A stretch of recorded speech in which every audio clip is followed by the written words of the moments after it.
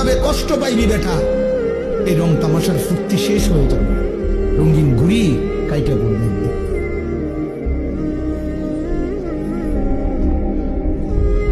রঙিন ঘুড়ি একদিন কাইটা পড়বে, এই চুলের পেখম একদিন কেউ দেখবে না।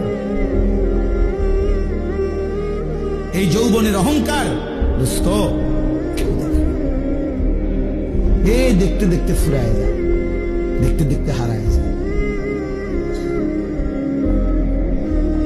দেখতে দেখতে হারায় যায়। এই জন্য দোস্ত এটা ফিকির করা উচিত। আল্লাহ তাআলা বলছে, বান্দা ওয়ালি তুকমিল ইদ্দা, আমি চেয়েছিলাম তুমি আমার পুরাটা মাস পুরা করো, সবগুলো বন্দিগি পুরা করবা, পুরা করো, পুরা করো। আল্লাহ বলছে পুরা করো, কঠিন হবে না বান্দা, আমি পারবো না। পারবা বান্দা, আল্লাহ বলতেছে পারবা, আমি জানি তুমি পারবা, তুমি না পারলে আমি তোমারে দিতাম। লা ইউকাল্লিফুল্লাহু নাফসান ইল্লা উসআহা, আমি আমার বান্দার উপরে সাধ্যের অতিরিক্ত কিচ্ছু চাপাই না, কিচ্ছু চাপাই না, কিচ্ছু চাপাই না। আল্লাহ তাআলা কোনো বিষয় কঠিন, কি পরিমাণ ইহসান কারণ করছেন। আমরা কিতাবে পড়ছি, আল্লামা ইমাম ইবনুল কাইয়িম আল জাওজি রাহমাতুল্লাহ আলাইহি বলছেন যে আল্লাহ সবচেয়ে বেশি কোন ইবাদত করতে বলছেন।